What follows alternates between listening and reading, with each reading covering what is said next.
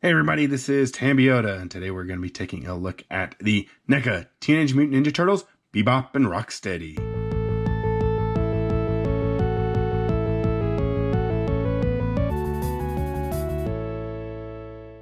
Alright, and here we have our main two bad guys from the Teenage Mutant Ninja Turtles cartoon series, Bebop and Rocksteady. We'll just real quickly take a look at the box here. Alright, now let's go ahead and get these guys open so we can check them out. Alright, so first of all, we're going to go ahead and take a look at Bebop. So according to the show, Bebop was mutated from a boar or a wild feral pig.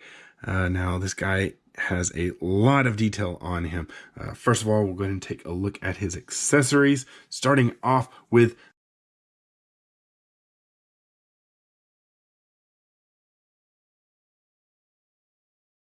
hands. So we have these two little open grabby hands coming at you. And then we also have two hands that are just for holding weapons and such. You can see the trigger figure here, and then a second hand so you can hold those guns. And then talking about guns, we have a large rifle. This is the same rifle that we got with our foot soldiers in the last wave of figures. And then we have this small little gun right here. I don't remember if this was included with the foot soldiers, with those weapon foot soldiers. I do believe, I'm not sure if it was the same color or not, but they also come with an accessory to share, is this communicator, and you can see Shredder on there so they can talk to him, let him know about all the bad news that they have to tell about letting the turtles go and not being able to defeat them. So taking a look at the figure, there is so much detail on this thing. This guy will go perfectly with your Wave 1 turtles. As you can see here, we have a bunch of shadows with like maybe cell shading and such, where the turtles that come in this wave, the Wave 2 turtles, they are more accurate to the cartoon. So they're all the same color, the same shade of green, and they don't have any of this shadowing like these other figures did, and like the last round of turtles did. So you can take a look, and we'll take a look at some of his details. You take a look at the face right here. If you ever wanted to see what his eyes look like, what it looks like under his glasses, well, you can just lift that up and it looks really weird. His mouth does open. It's really hard to open though, but you can open that up just a little bit. I think if you work at it, you can open it up a little bit more. You got this nice necklace right here, bandolier, jacket. Now the pauldrons, these turtle shells are connected to the jacket, so you can't take that off. He has this nice little studded wristband and this chain going around his wrist. Now there is a little connector right here. Oh, I think it came unconnected on mine. But this connector here, it will hold the chains kind of in place. Now you got this chain belt here, along with this little piece of chain here, and chains going all the way around. You can see that going underneath that red not jacket, the red vest, and then this little band here, and his red sneakers. Very awesome, very cool. Now he does have a lot of articulation, as we've come to know with NECA figures. Just up in the head here, there are a few different joints. I can't really tell. You can move the head up and down. You can move it left and right. It's all kinds of movement in there. I don't want to move it too much, but you got a forward and ooh, that's kind of, ooh, be careful with that. You don't want to grab that and move it. You want to move it here, but be careful because it looks like that is all glued on there. You can move it right here. So the bicep swivel, a double elbow joint. You come here to the wrists, and there's all kinds of stuff that you can do on the wrists.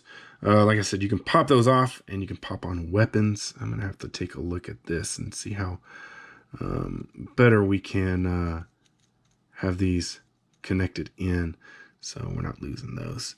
You come down here to the waist. You can see there's an ab crunch right here a little bit, and you can twist it here, all kinds of forward and backwards motion, out to the side, twisting the leg, double knee joints right there, and then all kinds of articulation underneath with this sneaker. You can turn it left and right, up and down a little bit. It does get a little hindered by the high top portion of his sneaker. And next up is cool, Rocksteady. He was mutated from a rhinoceros. If you've seen the cartoon or checked out the comic book. Now, taking a look at this guy, he comes with a few accessories. He comes with a lot of really nice sculpted in stuff, but some hands here. We got these hands that are opened and grabbing, wanting to get those hands around the turtle's necks. Just but then also we have these hands that will hold some rifles or some guns. You got your trigger finger here. You got it closed so you can hold on to a gun or something like that. And now take a look at the figure. There's all kinds of sculpted in stuff, and I thought that this was going to be pretty cool, but it is just kind of a visual aesthetic. And I came back here, I was like, hey, he has the sword back here, but you can't remove that, and it's already looked like mine's kind of come apart off of here. It looked like it was glued onto there and it's come off, but you can't pull that out or anything. There's nothing it's not like it's a sheathed sword or anything like that. But you do have this bandolier with some bullets on it. His belt, his belly hanging over that belt.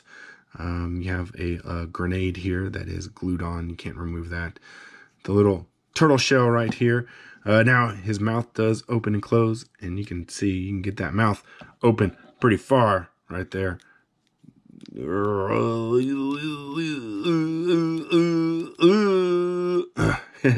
And man, just all kinds of articulations in the head and stuff. So the head region, you can go up and down. See, it comes kind of up and down.